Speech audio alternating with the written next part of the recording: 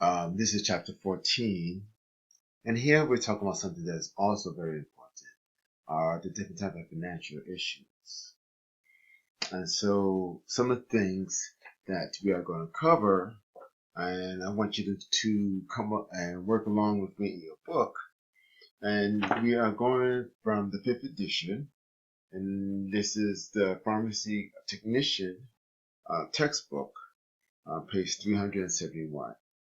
And so we are going to talk about our learning objectives, which are: at the completion of study, the students will describe how medications prices have changed over time, describe the role of third-party programs and pharmacy benefit managers in pharmacy, compare different types of managed care programs such as HMO, POS, and PPOs, define Medicare and Medicaid, describe online adjudication, explain how a pharmacy technician can resolve rejected third-party claims, and describe billing procedures for medication management services. Okay, I want you to go to Thinking It Through, also on page 371, and let's go ahead and take a look at this. Thinking It Through. In her job as a pharmacy technician at a community pharmacy, Jennifer has worked with patients who have a variety of types of third-party insurance coverage for their prescription. Some patients are covered through an HMO, some are covered through the employers, as well as workers' compensation. Some are covered through Medicaid, and others have coverage through Medicare. As you read this chapter, consider the following questions. 1. How does an HMO differ from other types of managed care programs? 2. What are the differences between Medicaid and Medicare? And what types of medication can be billed through workers' compensation? All right, so those are things we will look at, and then at the end we'll come back to this particular thinking it through in order to answer the questions. Right, so what are some of the things that I did talk about in this particular chapter? Financial issues, third-party programs, such as private health care, managed care programs, public health insurance, other programs, coordination of benefits. We are going to look at online adjudication, rejected claims, and other billing procedures. And then we're going to go back up to the beginning and again look at thinking it through. Financial issues. Financial issues are very, very important. So when we talk about financial issues, it has a very substantial influence on the healthcare and pharmacy practices. In 1985, the average prescription was approximately $10. By 2011, the average prescription per year was $84. And the average brand name retail price was $268. And the average price of generic drug was $33. Okay, so drug prices have been increasing. One of the other things that some people feel that have led to the drug price increase is because the person don't really pay out of pocket, but it may be paid through a third party program. So the use of third party program to pay for prescription have also increased dramatically.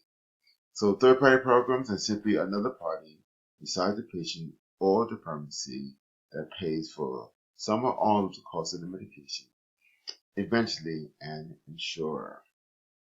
Another thing that you should also note that because of the pharmacy technician's role in the prescription filling process, he or she must understand the different types of health insurance and how drug benefits differ among programs. For example, a patient's prescription drug program determines important determinations that is a very important consideration for filling their prescriptions. and many times a generic may be recommended by an insurer in order to keep costs down. So let's look at some of the important aspects associated with financial issues as it relates to prescription medication in the pharmacy overall. You have what's called pharmacy benefit managers.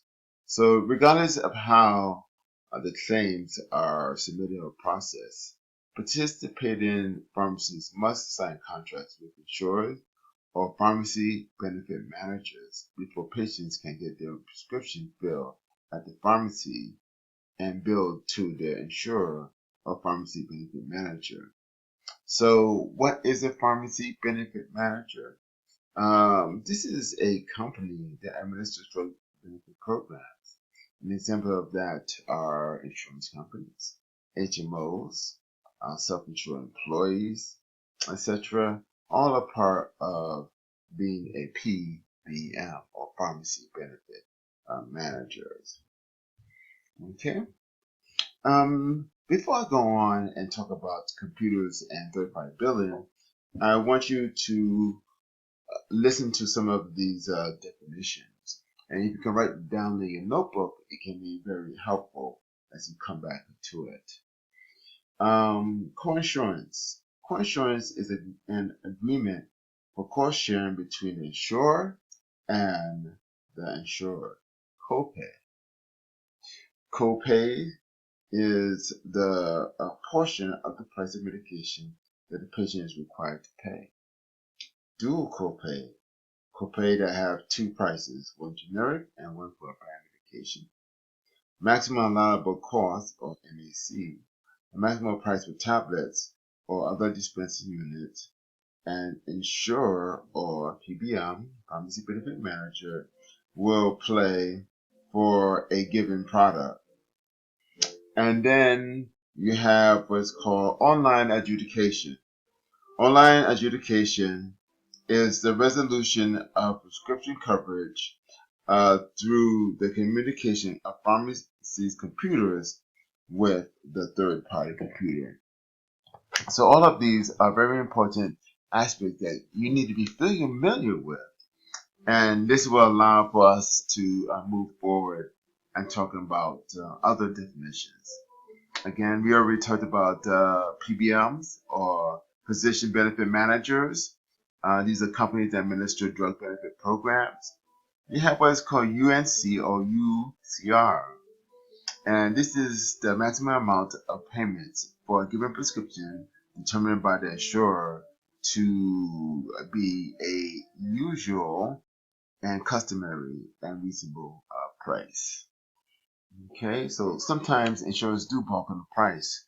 One of the challenges with that is many of the new immunotherapy may cost $50,000, $100,000,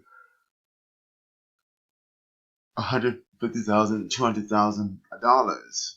And so in order for the insurance to pay that, they really have to look into it to see its benefits. Many of the genetic drugs, Gemzymes, Genentech, have produced drugs that cost tens of thousands of dollars. And so it must be justifiable to the insurance company in order for them to pay. Another important thing that's very important, here computers and third-party billing. So procedures used by pharmacies to submit third-party claims vary.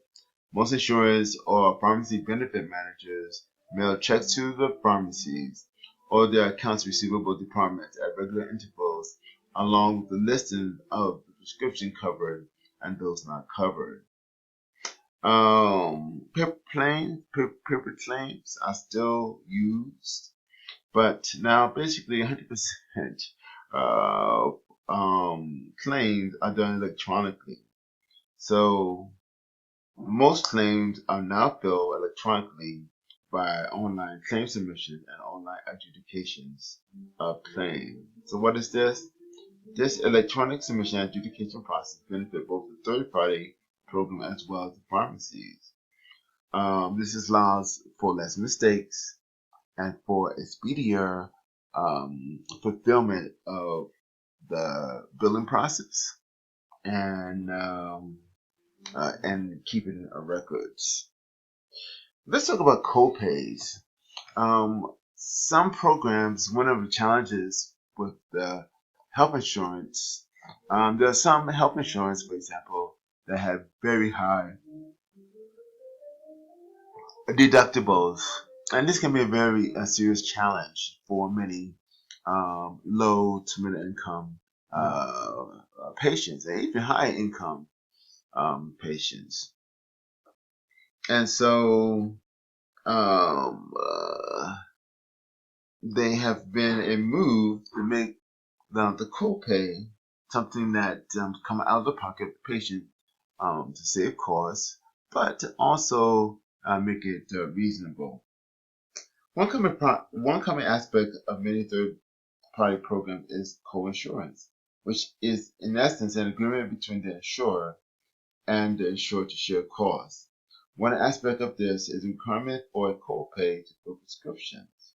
That is, the patient must pay a portion of the price of the medication and the insurer is billed for the remainder.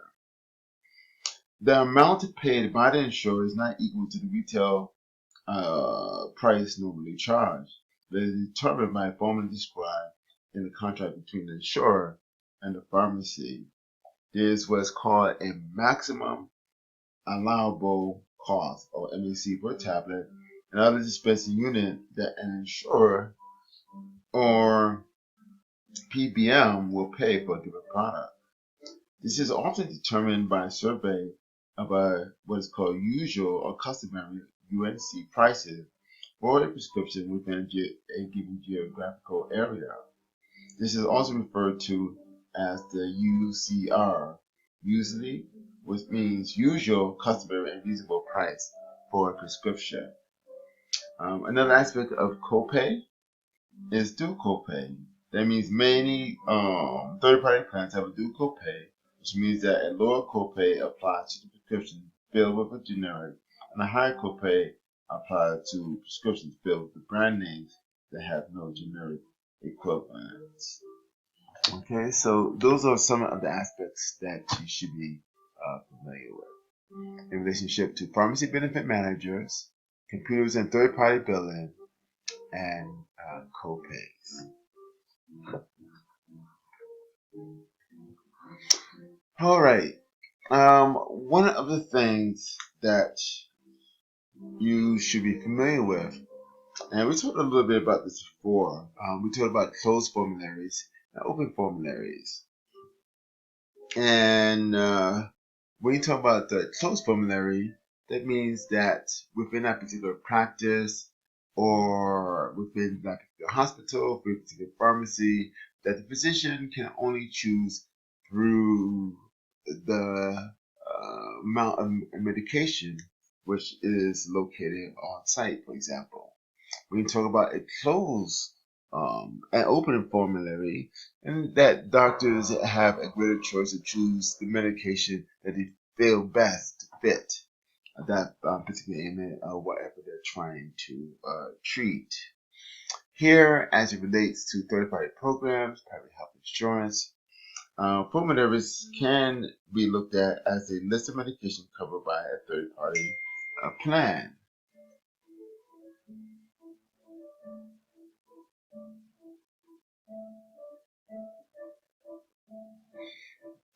A third-party plan. Right. So basically, how does that work?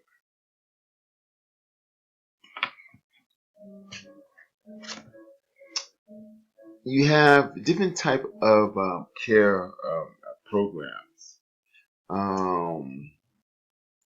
But before I talk about those particular different managed care programs, allow me to just give you some important definitions. Again, this is found on page 374 and also 375.